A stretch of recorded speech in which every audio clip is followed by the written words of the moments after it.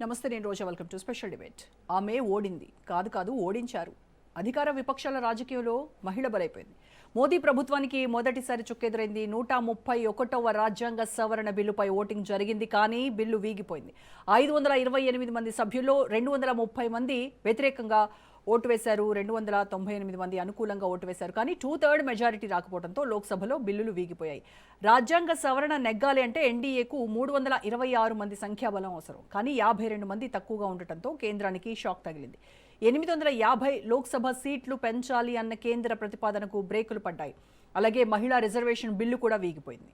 రైట్గా ఆమెకు ఎదురీత తప్పలేదు. 30 ఏళ్ల నిరీక్షణ ఫలిస్తుందని దేశమంతా భావించిన వేళ నిరాశ మిగిలింది. రాజ్యాంగ సవరణ బిల్లులు ఆమోదం కాలేదు. మహిళా రిజర్వేషన్, డీలిమిటేషన్కు లింక్ పెట్టడంతో బిల్లు పాస్ కాదని ప్రతిపక్ష నేత రాహుల్ గాంధీ ముందే చెప్పుకొచ్చారు. అయితే లోక్సభ సాక్షిగా కాంగ్రెస్ తీరుపై కేంద్ర హోంశాఖ మంత్రి అమిత్ షా మండిపడ్డారు. మహిళా రిజర్వేషన్లకు హస్తం పార్టీ వ్యతిరేకంగా ఉందన్నారు. రైట్గా ఈ బిల్లు పాస్ కాకపోవడంతో మరి ప్రతిపక్షాలపైనే నెపం నెడుతున్నారు. ఈ పాపం ప్రతిపక్షాలదే అని చెప్తూ ఉన్నారు. మహిళా పక్షపాతి అని చెప్పుకునేటువంటి ప్రతిపక్షాలు ఏవైతే ఉన్నాయో అవన్నీ కూడా మహిళా వ్యతిరేకి పార్టీలు అని చెప్పేసి ఇప్పుడు ప్రూవ్ అయ్యాయి అని కేంద్ర ప్రభుత్వం అంటా ఉంది. రైట్, ఇదే అంశంపైన ఇవాళ డిబేట్లో కూడా మనం మాట్లాడదాం. డిబేట్లో పార్టిసిపేట్ చేస్తున్నారు బీజేపీ అధికార ప్రతినిధి అల్జాపూర్ శ్రీనివాస్ గారు, అండ్ బీఆర్ఎస్ నాయకులు ఏల్చాల దత్తాత్రేయ గారు, అండ్ కాంగ్రెస్ అధికార ప్రతినిధి నుమాన్ గారు స్టూడియోలో ఉన్నారు. నమస్కారం అండి. శ్రీనివాస్ గారు, నమస్కారం సార్.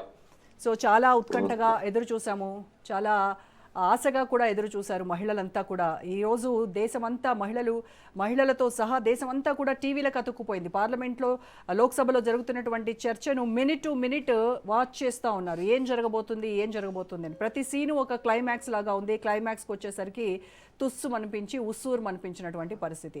సో ఏంటంటారు, మీకు అంత కాన్ఫిడెంట్గా ఖచ్చితంగా ఈ బిల్లు పాస్ అవుతుంది అని చెప్తూ వచ్చినటువంటి కేంద్ర ప్రభుత్వానికి ఇలాంటి ఝలక్ ఊహించలేదనుకుంటాం మీరు. ఏం జరిగి ఉంటుందంటారు? ఎందుకు కావాల్సినటువంటి సంఖ్యాబలం రాలేదు?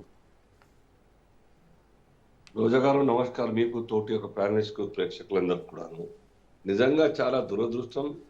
స్వాతంత్రం వచ్చిన తర్వాత సుమారుగా 80 సంవత్సరాలు కావస్తున్నప్పుడు కూడా ఇప్పటికి కూడాను మహిళలకు సరి అయిన ప్రాతినిధ్యం చట్టసభలో అసలుకి రిజర్వేషన్ లేని కారణంగా దశాబ్దాలుగా ఈ యొక్క ఇష్యూ నడుస్తూ వస్తుంది.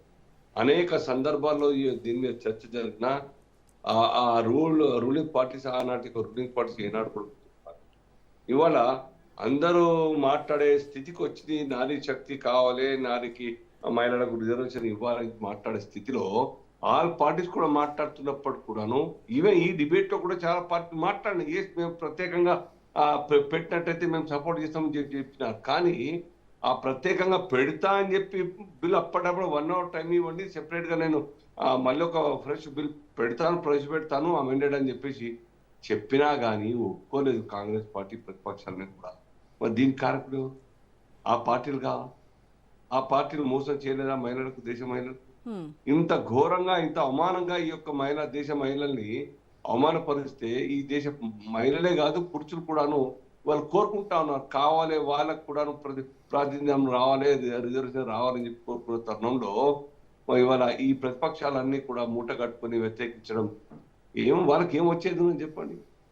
ఇప్పుడు 850 సీట్లు పార్లమెంట్లో పెడుతున్నప్పుడు, అలాగే రిజర్వేషన్ ద్వారా 33% మహిళలందరూ వస్తున్నప్పుడు దేశానికి మంచిది, మీ పార్టీలో నాయకత్వానికి మంచిది, మా పార్టీలో అందరికి మంచిది, దేశం కోసం పనిచేసేటువంటి ప్రతినిధుల సంఖ్య పెరగడం కారణంగా ప్రజలకు సేవ జరిగేటువంటి, ఇంకా మెరుగైన సేవ జరిగేటువంటి అవకాశం ఉన్నప్పుడు కూడాను ఆ అర్థం లేకుండా బేస్లెస్ ఆర్గ్యుమెంట్ తోని అసలు వాళ్ళ లాజికే లేదు వాళ్ళకు ఈ రకంగా వ్యతిరేకించి ఈ యొక్క వీక్ పెట్టెడ్ చేయడం ఇది మహాపాపం.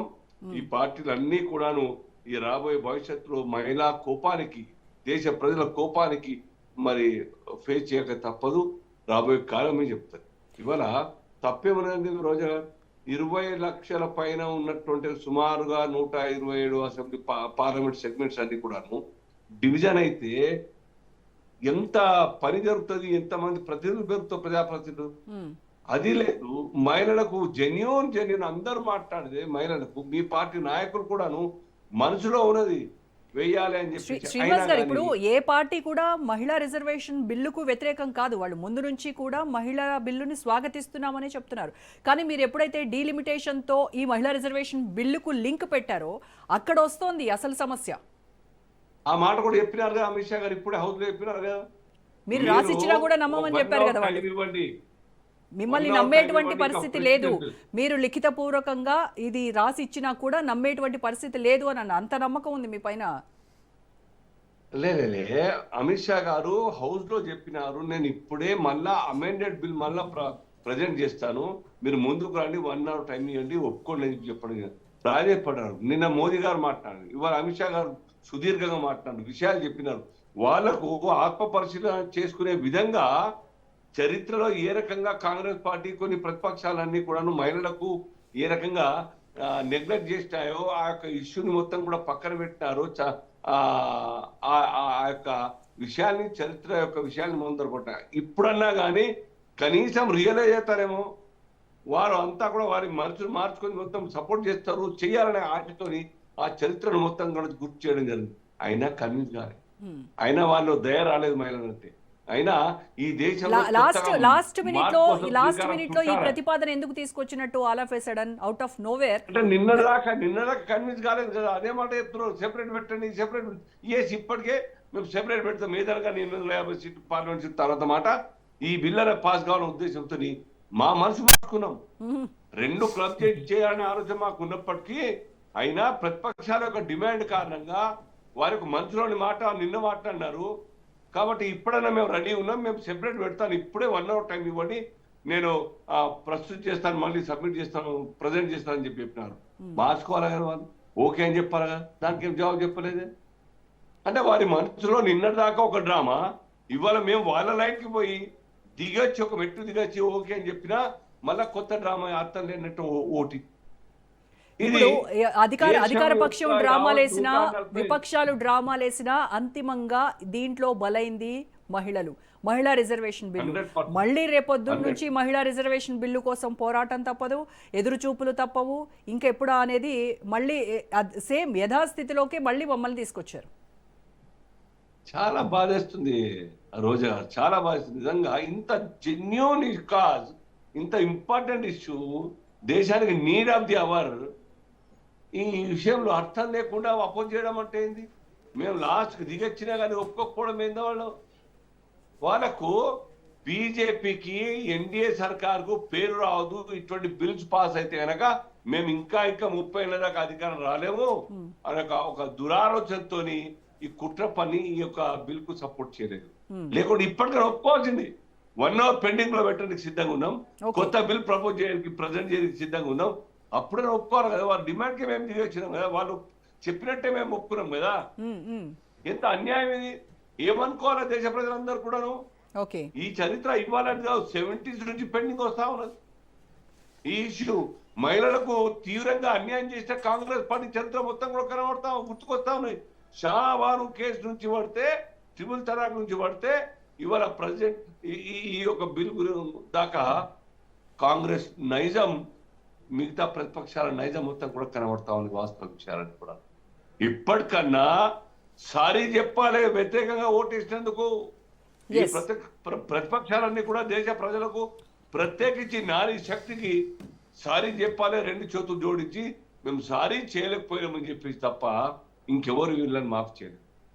ఇంత మంచి ఉద్దేశంతో ఈ దేశ రాజకీయాల్లో ఒక మొత్తం మార్పు తీసుకొచ్చే ప్రయత్నంలో డెమోక్రటిక్ సిస్టంలో మొత్తంగా కూడా ఈ దేశంలో సమానంగా ఉండాలి, అయినా ఆ యొక్క ప్రతిపాదనను తిరస్కరించడం అంటే నిజంగా అన్యాయం. కాంగ్రెస్ పార్టీ నారీ శక్తికి వ్యతిరేకంగానే వారి క్యారెక్టర్ బయటపడ్డది. కాంగ్రెస్ పార్టీ నుమాన్ గారితో మాట్లాడదాం. సో నుమాన్ గారు, ఏంటి కేంద్ర ప్రభుత్వము చివరిలో ఒక మెట్టు దిగొచ్చి ప్రతిపక్షాలు చేసినటువంటి డిమాండ్కు ఓకే అని చెప్పినా కూడా 50% తగ్గకుండా బిల్లులో మార్పులు చేసేందుకు మేము సిద్ధంగా ఉన్నాము, ఒక 1 hourలో ఈ బిల్లును మళ్ళీ మార్చేసి మేము ఇస్తాము, సభలో ప్రవేశపెడతాము, మీకు ఓకేనా అని అడిగారు. మరి ఎందుకు దానికి తలొగ్గలేకపోయింది ప్రతిపక్షాలు? Basically very good evening to you madam, as well as నా తోటి panel members and all the viewers. ఏదైతే మనం మాట్లాడుతున్నామో టెంపుల్ ఆఫ్ డెమోక్రసీలో, ప్రజాస్వామ్యంలో ఒక దేవాలయంలాగా భావించేటువంటి పార్లమెంట్లో, లోక్సభలో ఈరోజు జరిగినటువంటి ఓటింగ్ ప్రక్రియ గురించి మనం మాట్లాడుతున్నాము. Before we get in to the details, 2023లో వీరు ఎప్పుడైతే నారీ శక్తి అని చెప్పేసి వారు ఒక బిల్ తీసుకొచ్చారో యునానిమస్గా ప్రతి ఒక్కరూ దానిని ఓకే అని చెప్పడం జరిగింది. కానీ ప్రాబ్లం ఎక్కడ వస్తుంది అని అంటే, వీరు ఒక పొలిటికల్ ట్రాప్గా మమ్మల్ని ఇరికిచ్చే ప్రయత్నం చేశారు కాంగ్రెస్ పార్టీని. ఎందుకు చెబుతున్నాను అని అంటే, 23వ తారీఖున 29వ తారీఖున అస్సాంలో, వెస్ట్ బెంగాల్లో మనకు ఎలక్షన్స్ వస్తున్నప్పుడు, ఓటింగ్ ఉన్నప్పుడు అంత త్వరగా వారు ఇప్పుడు పెట్టాల్సిన అవసరం ఏమొచ్చింది? స్పెషల్ సెషన్ పెట్టేసేసి యూ కుడ్ హ్యావ్ డన్. మీరు కంప్లీట్ డిస్కషన్ చేసేసి, థరోగా అనాలిసిస్ చేసి వాట్ ఆర్ ద ఇష్యూస్ అని చెప్పేసి ఆల్ పార్టీ మీటింగ్ని పిలిపించేసి మీరు చేయొచ్చు. ఆఫ్టర్ ద ఎలక్షన్ రిజల్ట్ చేయొచ్చు మీరు. కానీ మీ దగ్గర 100% ఎలక్షన్ స్ట్రెంట్గా ఉంది. 100% మాకు ఒక పొలిటికల్ ట్రాప్గా ఏదో రాహుల్ గాంధీ గారిని, లీడర్ ఆఫ్ అపోజిషన్ని ఇరికిద్దామనే ప్రయత్నం చేశారు. కానీ వారు ఎక్కడ ఇరుక్కోలేదు. వాళ్ళు చాలా సమర్థవంతంగా ఫ్లోర్ ఆఫ్ ద పార్లమెంట్లో వారు సమాధానం ఇచ్చారు. నేను 2 విషయాలు చెప్పదలుచుకుంటున్నాను. 2011 డేటాని మీరు తీసుకుంటాను అంటున్నారు. 2026 డేటా మన దగ్గర ఉన్నప్పుడు, కుల గణన జరిగినప్పుడు ఓబీసీలు ఎంతమంది ఉన్నారు, ఆదివాసీలు ఎంతమంది ఉన్నారు, ట్రైబల్స్ ఎంతమంది ఉన్నారు అని లెక్క తెలిసిన తర్వాత అప్పుడు విమెన్ రిజర్వేషన్లో 33%లో ఎవరికి ఎంత ఇస్తారని చెప్పేసి కేటగరైజేషన్ చేయమని అంటున్నాము. దాంట్లో ఎటువంటి తప్పు ఉందండి? బ్లాంకెట్గా 33% ఇస్తామని చెప్తే ఆల్రెడీ మీ దగ్గర 2026 డేటా ఉంటుంది, వస్తుంది. అంత త్వరగా చేయాల్సిన అవసరం ఏముంది అని చెప్పేసి మీరు ఇప్పుడు పెట్టినా సరే, క్యాస్ట్ సెన్సస్ డేటా వచ్చిన తర్వాత పెట్టినా సరే అది 2029కే అది వర్తిస్తుంది. దాంట్లో ఏముందండి? ఈ రోజు పెట్టేసేసి మీరు 2011 డేటా, పాత డేటా, 15 సంవత్సరాల పాత డేటాని వాడుతూ మీరు దానిని వాడతానని చెప్తే ఇది ఎంతవరకు సమంజసమని మీ ద్వారా అడుగుతున్నా. వారికి ఎటువంటి చిత్తశుద్ధి లేదు. ఎందుకు చెబుతున్నాను అని అంటే 2 విషయాల గురించి. స్పిరిట్ ఆఫ్ ఫెడరలిజం, వారు డీలిమిటేషన్ బిల్ని తీసుకొచ్చేసేసి దీంతో జోడిచ్చేసేసి ఇంద్రజాలం చేసే ప్రయత్నం వారు చేశారు. ఎందుకు చెబుతున్నాను అని అంటే, వారు కేశవానంద భారతి 1973 కేసు ఒక్కసారి మనం చూసుకుంటే basic structure of Indian constitution follow కావాలా అంటే, India is union of states. India ఒక సమూహం అనేది ఉంది. అక్కడ సమూహం అని ఉన్నప్పుడు ప్రతి ఒక్క రాష్ట్రానికి సమాన హక్కులు ఉన్నాయి. ప్రతి ఒక్క రాష్ట్రానికి ఫెడరల్ వ్యవస్థలో ప్రతి ఒక్కరికి ఈక్వల్ పవర్స్ ఉన్నాయి. వారు ఏం చేస్తున్నారండి? 850 ఎంపీలకు పెంచుతున్నాం. అల్జాపూర్ శ్రీనివాస్ గారు పెద్దలు మాట్లాడితే ఏమన్నారు? నెంబర్ ఆఫ్ ఎంపీస్ పెంచడం కాదు మేమనేది, పవర్ ఎంత ఉన్నది, దట్ ఈస్ వెరీ ఇంపార్టెంట్. మీరు మా డబ్బులు తీసుకుంటారు, జిఎస్టీ ద్వారా వచ్చేటువంటి డబ్బులు తీసుకుంటారు, మా నిధులు తీసుకుంటారు, మా రిసోర్సెస్ తీసుకుంటారు, మనల్ని దోచుకుంటారు మీరు. కానీ మాకు ఇచ్చేటువంటి నిధులు, మాకు ఇచ్చేటువంటి గ్రాంట్లు, మాకు ఇచ్చేటువంటి ప్రాజెక్టులు, మాకు ఇచ్చేటువంటి నిధులు ఎక్కడా ఏమి ఇవ్వరండి మీరు. ఎందుకు చెబుతున్నాను అని అంటే, జిఎస్టీ రూపాన మనం ఈ రోజు వరకు ప్రతి సంవత్సరం ఇచ్చేటువంటి 65,000 కోట్ల రూపాయలు తెలంగాణ నుంచి పోతుంటే మనకి రిటర్న్ వచ్చేది దాంట్లో 0.5% మాత్రమే. అదే బీహార్ నుంచి వారు 2018 నుంచి 2024-25 వరకు 93,000 కోట్ల రూపాయలు వారిస్తే వారికి రిటర్న్ వచ్చిందంట. అంటే 6,20,000 కోట్ల. ఒక్క రూపాయికి 4 రూపాయలు. ఒక్క రూపాయికి దాదాపు 6 రూపాయలు. ఒక్క రూపాయికి మనకి బీహార్కి 6 రూపాయలు ఇస్తుంటే గుజరాత్కి they are giving 4.5 rupees.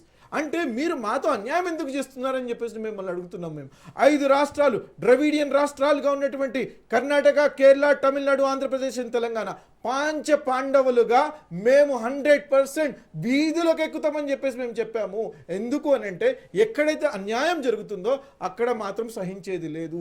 Resistance అనేది డెవలప్ అవుతుంది. Thomas Jefferson has clearly said, whenever you bring a law which brings injustice, there will be resistance అని చెప్పేసి. అంటే మీరు ఈ రకంగా మా మీద రుద్దే ప్రయత్నం చేస్తే మాత్రం ఎవరు ఇక్కడ ఊరుకోరు. ప్రతి ఒక్క తెలుగువాడు కానివ్వండి, ప్రతి ఒక్క తమిళ్ కానివ్వండి, మలయాళీ కానివ్వండి, మేమందరం కలిసేసి రోడ్ల మీదకి వస్తామని చెప్పేసి వారికి చెప్పడం జరిగింది. 3వ విషయం, వారు ఏదైతే మాట్లాడుతున్నారో స్పిరిట్ ఆఫ్ ఫెడరలిజం అనేది దెబ్బతింటుంది. కాబట్టి వారు ఇది చేసినా సరే సుప్రీంకోర్టులో వారికి 100% ఎదురు దెబ్బ తాకేది. వారు ఇక్కడితో అయిపోయింది. కాబట్టి ఇప్పుడు మేము కోరుకునేది ఒకటే, మీరు దీనిని పొలిటికల్ ఎజెండాగా వాడతారనేది కూడా మాకు తెలుసు. మీరు అక్కడికి వెళ్ళి ఓట్లు దండుకుందామని చెప్పేసి వెస్ట్ బెంగాల్లో మాయ చేద్దామని చెప్పేసి ప్రయత్నం చేస్తారని చెప్పేసి కూడా మాకు తెలుసు. కానీ ప్రజలు ఆల్రెడీ నిర్ణయించుకున్నారు ఎవరికి ఓటు వేయాలా అని చెప్పేసి. It is too late. కానీ మీకు చిత్తశుద్ధి ఉంటే 100% మీరు సౌత్ ఇండియన్ స్టేట్స్ అయినటువంటి 5 రాష్ట్రాల ముఖ్యమంత్రుల్ని ఫస్ట్ పిలిచి మాకు ఉండేటువంటి ఇబ్బందులు మీరు సమాన హక్కులు ఇస్తామని చెప్పేసి మీరు ఫస్ట్ దాని గురించి లెక్క తేల్చండి. దాని తర్వాత డెలాబరేట్ డిస్కషన్స్ జరగాల. 1 గంట 2 గంటల్లో అయ్యేది కాదు ఈ ప్రక్రియ అనేది. ఎందుకంటే భావితరాలు 30-40 సంవత్సరాల వరకు ఇది చాలా తీవ్ర ఇబ్బందుల్లో ఏర్పడతాం మనము. ఏపీ రీఆర్గనైజేషన్ యాక్ట్ 2024లో ఉన్నటువంటి ప్రతి ఒక్క హామీని నెరవేర్చాలి. కానీ ఏం నెరవేరుస్తున్నారని చెప్పేసి అడగదలుచుకుంటున్నాను. ITIR ప్రాజెక్ట్ మాకు నెరవేర్చారా? బయ్యారం స్టీల్ ప్లాంట్ ఇచ్చారా? కాజీపేట రైల్ ఫ్యాక్టరీ ఇచ్చారా? మాకు కావాల్సినటువంటి ట్రైబల్ యూనివర్సిటీ ఇచ్చారా? ఏది ఇవ్వకుండా ఈ రోజు 8 మంది బీజేపీ ఎంపీలను ఇక్కడి నుంచి పంపిస్తే అడిగే దమ్ము కూడా లేదు.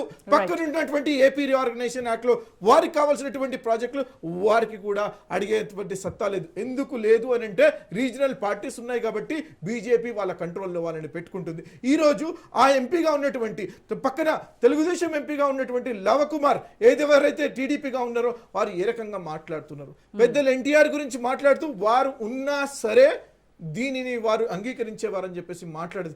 వారి ఆత్మని వీరు క్షోభకరుస్తున్నారు. ఎందుకు చెబుతున్నాను అంటే ఢిల్లీలో ఉండి తెలుగు వాడి ఆత్మ గౌరవం కోసం ఎవరైనా కోట్లాడారు అని అంటే పార్టీలకు అతీతంగా అది ఎన్టీఆర్ గారు. ఇది వాస్తవం కాదా? ఇది చరిత్ర మర్చిపోయామా మనము? ఈ రోజు లేచి నిలబడాల్సిన అవసరం వచ్చింది. ప్రతి ఒక్కరూ లేచి నిలబడాల్సిన అవసరం వచ్చింది కాబట్టి దీనిని మేము అపోజ్ చేస్తున్నాము. రాహుల్ గాంధీ గారు లీడర్ ఆఫ్ అపోజిషన్ గా ఉంటూ వారు ఒకటే మాట అన్నారు, మీరు సౌత్ ఇండియన్ స్టేట్స్కి అన్యాయం చేస్తామంటే, చిన్న రాష్ట్రానికి అన్యాయం చేస్తానంటే, నార్త్ ఈస్టర్న్ స్టేట్స్కి మీరు యూనియన్ టెరిటరీకి అన్యాయం చేస్తామంటే మేము చూస్తూ ఊరుకోము. మీకు 2 సెపరేట్గా పెట్టాలనుకున్నప్పుడు విమెన్ రిజర్వేషన్ జిస్కి జిత్ని భాగీదారీ ఇస్కి ఇత్ని హిస్సేదారీ సామాజిక న్యాయ్ అని ఏదైతే మనం మాట ఉన్నాం, సామాజిక న్యాయం చేస్తానని చెప్పేసి మీరు చూపించినప్పుడే మేము దానికి అంగీకారం తెలుపుతున్నాం. దీన్ని ఏం లేదండి, మీరు సారీ నారీ అని చెప్పేసి మీరు టైటిల్ పెట్టారు. 100% దీనిని మళ్ళీ రివిజన్ చేసేసి మళ్ళీ దీనిని టేబుల్ చేసే అవకాశం ఉంది. సారీ చెప్పేది ఎవరు? నారీకి సారీ చెప్పాల్సింది ఎవరు? 100% it has to be BJP. మరి అంత త్వరగా చేయాల్సిన అవసరం ఏమొచ్చింది?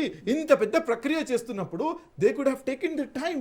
మీరు 2029లో చేయాలి కాబట్టి మీ దగ్గర టైం ఉంది. ఆ టైంని మీరు యూటిలైజ్ చేసేసి మీరు చేయాల్సిన అవసరం ఉంది.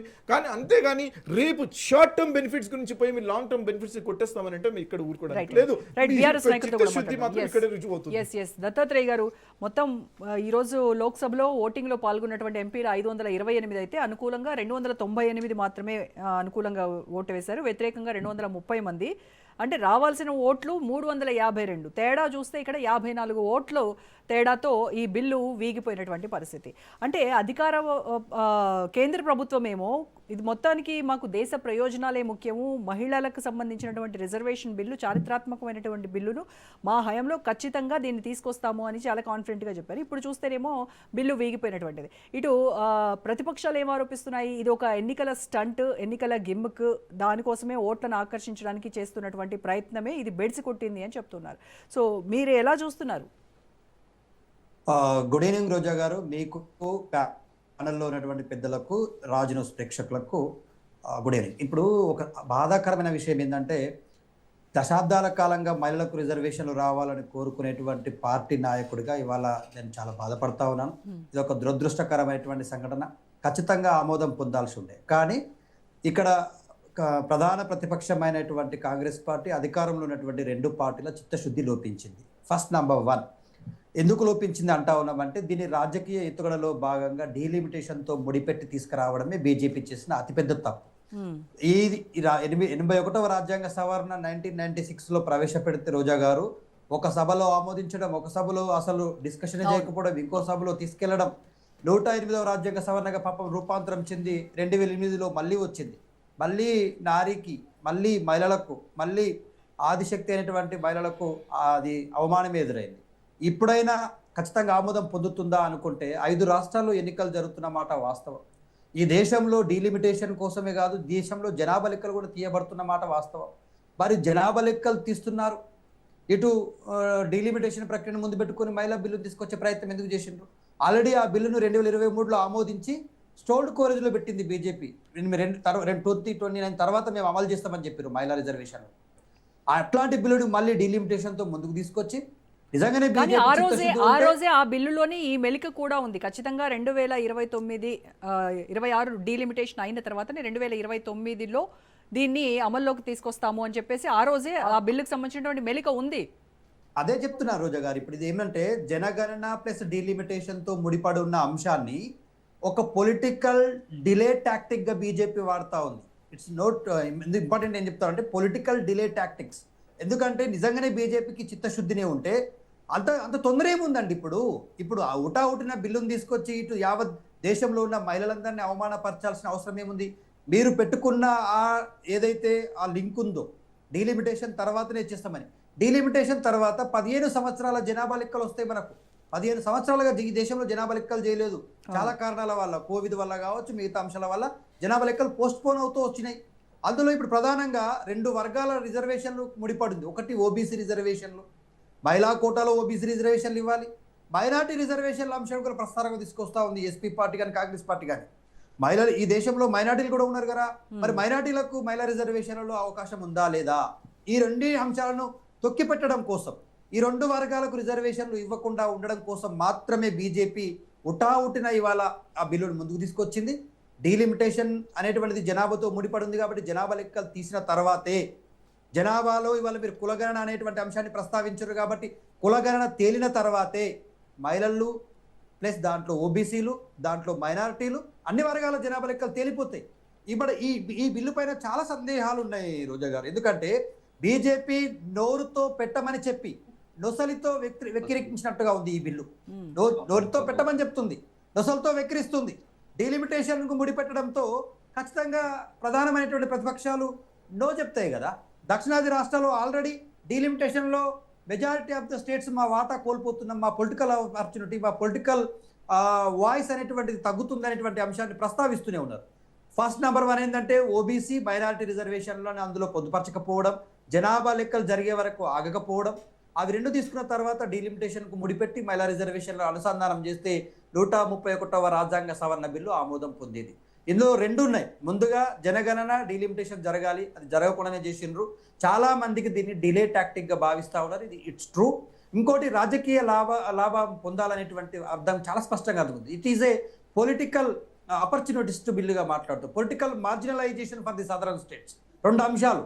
పొలిటికల్గా లాభం పొందాలా బీజేపీ, మహిళా బిల్లు పెట్టేసి భవిష్యత్ ఎన్నికల్లో లాభం పొందాలనే అంశం ఒకటైతే, political marginalization for southern states, ఈ సదరన్ స్టేట్స్ యొక్క ఆ వాయిస్ తగ్గించడం కోసం కూడా ఇదే రైట్ సమయం. ఒకవేళ 2011 జనాభా లెక్కల నుంచి 2026 జనాభా లెక్కల అవుట్కమ్ వస్తే 2026 జనాభా లెక్కల్లో వాళ్ళే ఒప్పుకున్నారు కదా, మేము కులాల లెక్కలు కూడా తెలుస్తామని. కులాల డిమాండ్ ముందుకు వస్తుంది, ముఖ్యంగా అందులో ఓబీసీ డిమాండ్ ముందుకు వస్తుంది. కాబట్టి సందట్లో సడేమిలాగా ఇప్పుడే నడిపించేద్దాం. దీనికి మహిళలది పెట్టేసి మహిళలది ఒప్పుకుంటలేరు, బద్నాం చేయొచ్చు ప్రతిపక్షాలని. మహిళల కంటే మహిళా రిజర్వేషన్ బిల్ అంటే ప్రతిపక్షాలకు ఇష్టం లేదని ప్రతిపక్షాల మీద నెట్టేయచ్చు. బిల్ పాస్ అయితే మన లక్ష్యం నెరవేరింది. ఏంది? ఓబీసీలకు రిజర్వేషన్లు ఇవ్వకూడదు అనే అంశం నెరవేరింది. మహిళా రిజర్వేషన్ బిల్లును ఆమోదం పొందాం. నిజంగానే బీజేపీకి చిత్తశుద్ధి ఉంటే 543 స్థానాలు ఉన్నటువంటి పార్లమెంట్లో ఆ లోక్సభలో కానీ రాజ్యసభలో కలుపుకుంటే ఖచ్చితంగా మీరు ఇప్పుడు ఇంప్లిమెంట్ చేయొచ్చు. దెర్ ఈస్ నో వన్ 33% ఇప్పుడే చేయొచ్చు, ఇచ్చేయచ్చు కదా రోజా గారు. సీట్ల రొటేషన్ పద్ధతిని ముడిపెట్టారు. సీట్ల రొటేషన్ అంటే ఎంత ఘోరం అంటే ఒక 15 సంవత్సరాల తర్వాత ఆ స్థానాన్ని మళ్ళీ లాటరీ పద్ధతిలో వేరే స్థానానికి మారుస్తారట. అది కూడా ఒక రకమైనటువంటి కారణం. ఇంకోటి, మహిళల రాజకీయ శక్తివంతమైనటువంటి ప్రయోజనాలు చాలా ఉన్నాయి. పాపం మహిళలు రాజకీయంగా శక్తివంతమవుతారు, సమానత్వం, జెండర్ ఈక్వాలిటీ పెరుగుతుంది. ఇవాళ బీఆర్ఎస్ నాయకులు ఇంత మాట్లాడుతున్నారు కదా, బీఆర్ఎస్ హయాంలో ఎంతమంది మహిళలకు ఏం చేశారో చెప్తారా? Madam for your kind information, మీరు ఈ ప్రశ్న అడుగుతారని మేము అన్ని అస్త్రాలతో సిద్ధంగా ఉన్నాం. ఈ దేశంలో స్థానిక సంస్థల్లో మహిళలకు 50% రిజర్వేషన్ ఇచ్చినటువంటి తొలి రాష్ట్రం. గుర్తుపెట్టుకోండి. ఫర్ యువర్ కైండ్ 2014 నుంచి 2018 వరకు ఒక మినిస్టర్ దత్తాత్రేయ గారు దీనికి సమాధానం చెప్పండి. మీరు 2014 నుంచి అడుగుతున్నాను, 2014 నుంచి 2018 వరకు 5 సంవత్సరాలు మీ కేబినెట్ లో ఒక్క మహిళా మంత్రి కూడా లేరండి. మీరా మాట్లాడేది? ప్రతిపక్షాలు గగ్గోలు పెట్టి ప్రతి ఒక్కరు అడిగితే సెకండ్ టర్మ్ లో అది కూడా చాలా డిలే చేసి ఇచ్చారు. మేడం అప్పుడు ఉన్నటువంటి పరిస్థితులలో రాజకీయ పరిస్థితులు ఇప్పుడు కూడా పరిస్థితులే ఉన్నాయి. దత్తాత్రేయ గారు మీ సొంత పార్టీలో వారి సుపుత్రురాలైనటువంటి కల్వకుంట్ల కవిత గారు పార్టీ నుంచి బయటికి వచ్చి వారు ఏ రకంగా అయితే మహిళల పట్ల అక్కడ గౌరవం లేదని చెప్పేసి చెప్తున్నారో లోకమంతా చూస్తున్నది. మీరు నారీ శక్తి పింక్ కండువాలు వేసుకొని నారీ శక్తి గురించి మీరు మాట్లాడితే దయ్యాలు వేదాలు పలికినట్టున్నాయండి. అంటే ఎవరు మాట్లాడాలా ఈ దేశంలో వాగ్దాటాకుండా మీరు చెప్పేటప్పుడు మీరు ఏదైతే చెప్తున్నారో మీరు ఏదైతే ప్రీచ్ చేస్తున్నారో దాన్ని ఫాలో అవ్వండి. ఎందుకంటే తన స్టూడియోలో ఉన్నాడు, బయట ఉన్నాడు. ఏమంటున్నా మిత్రుడు న్యూమన్ గారు మాట్లాడుతున్నారు. ఏమంటున్నారంటే మీరు మాట్లాడే రైట్ లేదంటున్నారు. అసలు ఈ దేశంలో కాంగ్రెస్ పార్టీకే నైతిక అర్హత లేదు. మహిళలని 1996 నుంచి మోసం చేస్తూనే ఉన్నారు. ఇవాళ కూడా డీలిమిటేషన్ పేరు మీద మోసం చేసిరు అనేటువంటిది మాట్లాడుతూ ఉన్నారు. ఇవాళ బీజేపీ అదే మాట్లాడుతుంది కదా. బీజేపీ ఏమంటుంది, నిజంగానే కాంగ్రెస్ పార్టీకి చిత్తశుద్ధి ఉంటే మహిళా రిజర్వేషన్ల అంశాన్ని ఎన్నికల ముందు తీసుకొస్తుంది కాంగ్రెస్ పార్టీ. అది రాజ్యసభలో ఆమోదం పొందిన బిల్లు లోక్సభలో ఆమోదం పొందడానికి వచ్చేసరికి వీగిపోతుంది. ఒకవేళ రాజ్యసభలో చర్చ జరిగి లోక్సభకు పంపించేసరికి వీగిపోతుంది. ఆ లోక్సభలో అయిపోయిన తర్వాత రాజ్యసభకు పోదు. ఎప్పుడు రాష్ట్రపతి ఆమోదం పొంది అది చట్టంగా మారుతుంది.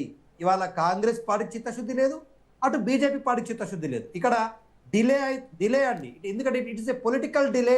చూడండి మేడం, ఎందుకంటున్నానంటే చట్టం ఉన్న వెంటనే అమలు కాదన్న విషయం అందరికీ తెలుసు. దాని ప్రభావం దానివల్ల ఆలస్యం అవుతా ఉంది. అండ్ ఎలైట్ మహిళలకే most important thing to remember Roja గారు, ఎలైట్ మహిళలు ఎవరైతే రాజకీయంగా పలుకుబడిన కుటుంబాలు, వారసత్వ కుటుంబాలకే ఈ బిల్లు అమలు పొందిన తర్వాత అవకాశాలు వస్తాయి. ఎందుకు? ఓబీసీ రిజర్వేషన్లు అమలు చేయకపోతే ఈ వర్గాల ప్రాతినిధ్యం ఉండదు కదా. మైనార్టీల రిజర్వేషన్ ఇవ్వకపోతే ఆ వర్గాల ప్రాతినిధ్యం ఉండదు కదా. Elite people can enjoy the reservations అనేటువంటి అంశం కూడా దీంట్లో ముడిపడి ఉంది. తర్వాత ఫ్యాక్స్ పాలిటిక్స్. కొందరు మహిళలు తమ భర్తలు ఆధిపత్యం చేస్తున్నటువంటి రాజకీయంగా ఆధిపత్యంగా ఉన్నటువంటి వర్గాలు మాత్రమే ఈ రిజర్వేషన్ల పైన ఉంటారు. ప్రధానంగా ఓబీసీల రిజర్వేషన్లు లేకపోవడమే వాళ్ళ ఈ బిల్లు వీగిపోయింది. మేము బీఆర్ఎస్ పార్టీగా చాలా స్పష్టంగా చెప్తా ఉన్నాం. ఓబీసీలకు మైనార్టీలకు ఇవ్వకపోవడం, ఆగకపోవడం జనాభా లెక్కలు వచ్చే వరకు. రెండోది, ఈ సందట్లో సడిమేల ఇప్పుడు అయిపోగొట్టేసుకొని ఇక మేము ఆ లబ్ధి పొందాలనేటువంటి బీజేపీ కుట్ర దాగి ఉంది. నిజంగానే మహిళల మీద చిత్తశుద్ధినే ఉంటే నరేంద్ర మోడీ గారికి తినబోయే ముందు రుచులు ఎందుకండి? 2026, 2027 జనాభా లెక్కల ప్రక్రియ ఆల్రెడీ ప్రారంభమైంది. ఇట్ ఈస్ అండర్ ప్రాసెస్ కదా. అది అయిపోయిన తర్వాత పెట్టి ఉండాల్సింది. మొత్తానికి ఇది మీకు వెస్ట్ బెంగాల్లో అలాగే తమిళనాడు ఎన్నికల్లో మీరు చేస్తున్నటువంటి ఈ ప్రచారానికి ఈ బిల్లు వీగిపోవడం అనేది బీజేపీకి అడ్వాంటేజ్గా మారబోతోంది. ప్రతిపక్షాలపైన విమర్శించడానికి ఇది ఒక మేజర్ అస్త్రంగా మీరు ప్రయోగించబోతున్నారా? జయశేఖర్ని వైసే భర్ని అని చెప్తారు హిందీలో. వాళ్ళు చేసిన పాపం వారు అనుభవించాలి. మాకు అవకాశం ఇచ్చినారు, మాకు పొలిటికల్ అడ్వాంటేజ్ తీసుకోవాలా, ఓట్ల కోసం ఈ యొక్క బిల్లును వాడుకోవాలనే ఉద్దేశంతో మేము పెట్టింది లేదు. కానీ ఈరోజు వాళ్ళు ఓడించి వీగిపోయేటట్టు చేసి మాకు మళ్ళీ రేపటి నుంచి మాట్లాడే అవకాశం ఇచ్చినారు. ఏమైతుంది? మేము గెలిచినా మాకు అడ్వాంటేజ్ అవుతుండే, ఇప్పుడు ఓడించినా మాకే అడ్వాంటేజ్. ప్రజలు మాట్లాడతారు మాకన్నా ముందే, మేము మాట్లాడాల్సిన అవసరం లేదు. బట్ స్టిల్ వాళ్ళు ఇప్పటికైనా కానీ మళ్ళీ మీరు ప్రతిపాదిస్తే గెలుస్తారు, ఖచ్చితంగా గెలుస్తారు, ఖచ్చితంగా ఇది మీకు అడ్వాంటేజ్ అవుతుందని పాపం చాలా ఆశపడ్డారు. డెఫినెట్ గా కదా.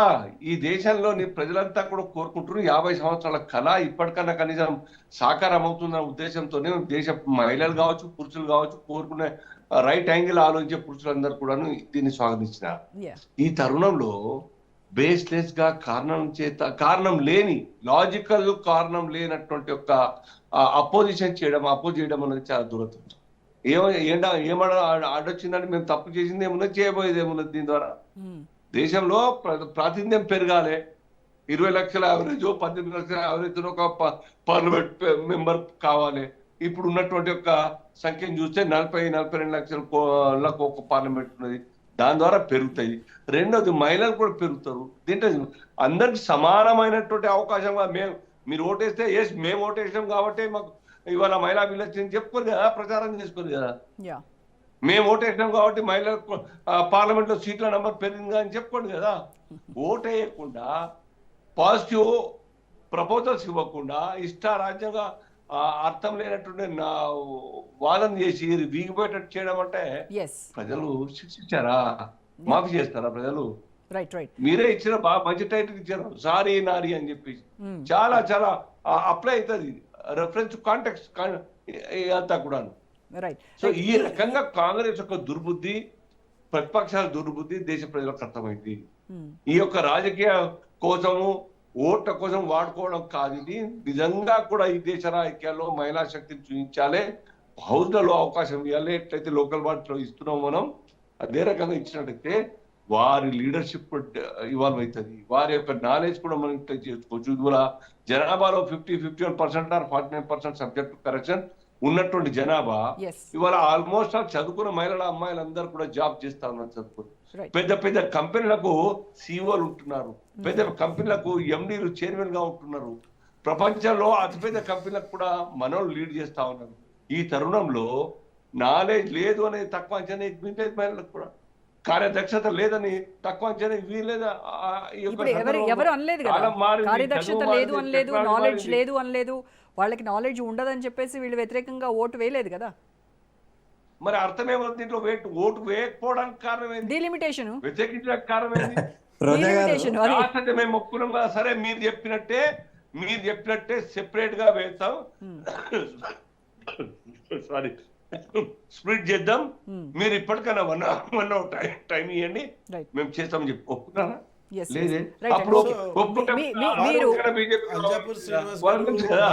మహిళా లోకం గురించి ఓట్ల కోసం పవర్ కోసం వెస్ట్ బెంగాల్, తమిళనాడు ఎలక్షన్స్ లో ఇదే మైనస్ కాబోతోంది. ఖచ్చితంగా మీరే బీజేపీకి ఒక అస్త్రం ఇచ్చారు, ప్రజలకు కూడా మిమ్మల్ని ద్వేషించడానికి, మిమ్మల్ని వ్యతిరేకించడానికి ఒక అస్త్రంగా మారుతోంది. ఓపెనింగ్ స్టేట్మెంట్ అది. It is a political trap అని చెప్పాను. ట్రాప్లో మేము పడలేదు, వాళ్ళే పడ్డారు. మీరు May 4th మళ్ళీ ఒక్కసారి మనం పెడదాము, రిజల్ట్స్ మనం చూస్తాం. అల్జాపూర్ శ్రీనివాస్ గారు మాట్లాడుతూ చెప్పారు, మహిళా లోకం చాలా టాలెంటెడ్. నో సార్, సంఖ్య తగ్గిపోతుంది, సంఖ్యాబలం లేని కారణంగా మా వాయిస్ ఉండదు, నేషనల్ పార్టీస్ లో ప్రభుత్వంలో వాయిస్ ఉండదు అని చెప్తున్నారే. 11 తీసుకుంటే సీట్లు తగ్గుతాయి కదా. I have a straight question to you, Srinivas garu. No. You answer me a straight question. ఒకటే క్వశ్చన్ నా దగ్గర ఉంది. We are enhancing 50% straight away without any discussion. We will get there, sir. Then you answer me a straight question. Srinivas garu, he has a question for you. ఒక నిమిషం. Srinivas garu, నాకు ఒకటే straight question, sir. ఒకటే straight question. మీకు సూటి ప్రశ్న నేను Raj news ప్రేక్షకులందరూ చూస్తున్నారు, నేను ఒకటే క్వశ్చన్ అడుగుతున్నాను. బీజేపీ ఎన్ని రాష్ట్రాల్లో అధికారంలో ఉంది సార్? ఎన్ని ముఖ్యమంత్రులు మహిళలు ఉన్నారు సార్? ఎన్ని మహిళా ముఖ్యమంత్రులు ఉన్నారు సార్? సమాధానం చెప్పండి మీరు. ఎన్ని మహిళా ముఖ్యమంత్రులు ఉన్నారు సార్? ఎందుకు సార్ ఈ ద్వంద్వ వైఖరి? ఎందుకు సార్? ఒక్క రాష్ట్రం, అది ఢిల్లీలో రేఖా గారు మాత్రమే వారిని కూడా చెయ్యి పట్టుకొని నడుతుంటారు. వీరు మేడం వీరా మాట్లాడేది 21 రాష్ట్రాల్లో వీరు ముఖ్యమంత్రులు ఉంటే ఒక్క చోట, కేవలం ఒకటే చోట. ఎందుకంటే మధ్యప్రదేశ్ లో చేయండి, ఉత్తరప్రదేశ్ లో చేయండి, గుజరాత్ లో చేయండి, ఎందుకు చేయండి? మీరు ఒకటే రాష్ట్రంలో వారికి ముఖ్యమంత్రి ఉంటారు, వారు మహిళా లోకం గురించి వారు మాట్లాడుతుంటారు. ఎట్లా నమ్మమంటారు మేడం? మీకు చెప్పండి, ఎట్లా ఏంటంటే ఇప్పుడు today I'm talking sir, today I'm talking about today, don't talk about the past. చెప్పండి మీరు. సచ్ ఆపర్చునిటీ టు మహిళాస్. అరే మీరు ఇవ్వలేక మీరైతే ఒక సీరియస్ తప్ప మేమైతే ఇచ్చిన మీకన్నా ఫోటో సార్. మీరు ఇట్లా మాట్లాడితే ఈ ద్వంద్వ వైఖరి గురించి లెట్ మీ కంక్లూడ్ మేడం. వారు ఏదైతే మాట్లాడుతున్నారో 100% వీఆర్ విత్ ఉమెన్. ఎవరైనా కాంగ్రెస్ పార్టీ నుంచి ఫస్ట్ విమెన్ ప్రైమ్ మినిస్టర్ ఎవరైనా అయ్యారు అని అంటే మేడం ఇందిరాగాంధీ గారు. Indira Gandhi is such a stalwart and తను ఇంత పవర్ఫుల్ ప్రైమ్ మినిస్టర్ మొత్తం భారతదేశాన్ని అమెరికా లాంటి దేశాల్లో కూడా వారు చాలా గొప్పగా వారు చూపించగలిగారు. నేనేం చెప్పదలుచుకుంటున్నాను అని అంటే, వారు మహిళల పట్ల మాకు ప్రేమ లేదని చెప్పేసి వారు ఏదైతే మాట్లాడుతున్నారో అది ప్రజలు నమ్మరు. మీరు 100% దీన్ని క్యాస్ట్ సెన్సస్ చేసిన తర్వాత, మీరు కులగణన చేసిన తర్వాత మళ్ళా టేబుల్ చేయండి, 100% కాంగ్రెస్ పార్టీ విల్. దత్తాత్రేయ గారు ఫైనల్ స్టేట్మెంట్. మేడం అందరూ కూడా వెజిటేరియన్సే కానీ చేపల మూట మాయమైనట్టుగా ఉంది మేడం ఈ బిల్లు విషయంలో. మాత్రం చాలా బాధ అవుతుంది. ఇటు కాంగ్రెస్ పార్టీ నాయకులు మేము చిత్తశుద్ధితోనే పనిచేసామంటున్నారు, అటు బీజేపీ నాయకులు మేము చిత్తశుద్ధితోనే పనిచేసామంటున్నారు. మరి బిల్లు ఎందుకు యాక్సెప్ట్ కాలేదా అంటే, దశాబ్దాలుగా ఇందులో ఉన్నటువంటి పొలిటికల్ అంటే ప్రతిదానికి రాజకీయ లబ్ధి అనేటువంటి అంశం ఒకటి, ప్లస్ ఇప్పుడు ఏంటంటే మేడం రెండు ఉద్యమాలు చాలా బలంగా జరుగుతూ ఉన్నాయి దేశవ్యాప్తంగా. ఎక్కడ దక్షిణాది రాష్ట్రాల ఉత్తరాది రాష్ట్రాలు కాదు కానీ ఓబీసీల వాటా తేలాలి, మేము ఎంత ఉన్నామో మాకంతా అనేటువంటి అంశం మీద ఓబీసీలు చాలా పెద్ద ఎత్తున ఉద్యమం చేస్తూ ఉన్నారు. అయితే ఆ ఉద్యమానికి తలొగ్గినటువంటి బీజేపీ ఒప్పుకుంది. వాళ్ళు జనాభా లెక్కలు తేలుస్తామన్నారు, జనాభా లెక్కలో కులగణన తెలుస్తామన్నారు. మరి జనాభా లెక్కలో కులగణన తేలాల్సినటువంటి అంశం కళ్ళ ముందరే జరుగుతూ ఉంటే 3 నెలల కాలం ఆ ప్రాసెస్ జరుగుతూ ఉంటే బీజేపీ ఎట్లా ముందుకు పోతుందండి? అందుకే ఇవాళ బీజేపీ వాంటెడ్గా 5 రాష్ట్రాల ఎన్నికలు ప్రతిపక్షాలని సెల్ఫ్ గోల్ చేయాలనుకుంది, ప్రతిపక్షాలను గోల్ చేయాలనుకుంది. బీజేపీ సెల్ఫ్ గోల్లో పడింది. ఖచ్చితంగా ఇక్కడ ఎవ్వరు కూడా ఇలిటరేట్స్ లేరండి. భారతదేశంలో లిటరసీ పర్సంటేజ్ పెరిగింది. బీజేపీ చేసినటువంటి పెద్ద తప్పిది. బీజేపీ ఆ పాపంలో కాంగ్రెస్ కూడా ఉంది. కానీ ఇప్పటికైనా నెక్స్ట్ భవిష్యత్తులో రాబోయే బిల్లు పైన కొంత చిత్తశుద్ధితో కమిట్మెంట్తో వచ్చి ఈ అంశాలని టెక్నికల్ అంశాలన్నిటి వాళ్ళే బిల్లులో పెట్టారు కదా మేడం రోజా గారు. 2023లో ఆ 108వ బిల్లులో చాలా స్పష్టంగా పెట్టారు డీలిమిటేషన్ తో ముడిపెడుతున్నామని. మరి డీలిమిటేషన్ అంశంలో ఓబీసీ రిజర్వేషన్లు ఉన్నాయి, జనాభా లెక్కలు ఉన్నాయి. ఇవన్నీ తెలక ముందు ఎట్లా పెడతారు? అంటే ఇది కాదు అని తెలిసే బీజేపీ తీసుకొచ్చింది. రైట్ అండి, okay right. Thank you so much Dattatreya గారు, నిమాన్ గారు, శ్రీనివాస్ గారు, థ్యాంక్ యూ. ఇది వాళ్ళ special debate. Stay tuned to Raj news.